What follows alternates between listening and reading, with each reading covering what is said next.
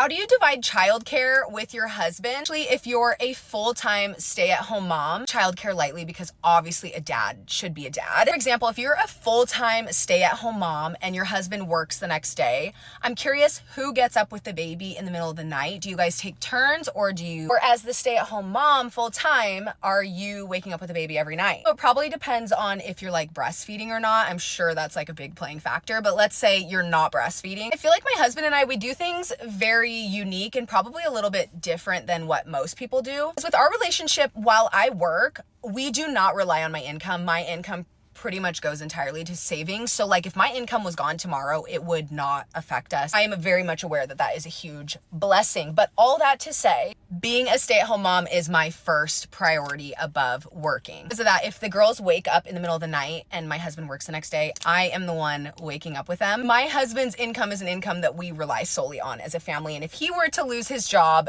it would be like an issue. Obviously, like we have a savings that we could live off of for a limited time, but like he provides for our family. All that to say though, I do think being a stay-at-home mom is a literal full-time job. Like I definitely think that it can be harder to be home with your kids than it is to be at a job. But one thing that I can do that my husband cannot do during the day is I can nap when my kids are napping and he cannot nap at work. So I'm not gonna lie, I feel like I can wake up and be alert within seconds so much better than my husband can. Like I am aware of what's going on around me in the middle of the night if I wake up. Thanks to my husband, it takes him quite a bit to wake up. Like he'll be awake, but he's not actually awake and aware. But here's what we have worked out. So on the weekends, my husband always will wake up with the girls at least one of the weekday or weekend days. He can sleep in, and I will say, I cannot sleep in for the life of me. So I am usually up, but I'm able to do other things that I wouldn't get to do when I have the girls. Since like working out not at the crack of dawn, like I can go to an 8, 9, 10 a.m. workout class and not have to worry about being home with the girls, which is actually such a luxury to me. But when my husband was on paternity leave, he actually is the one that sleep trained our girls entirely.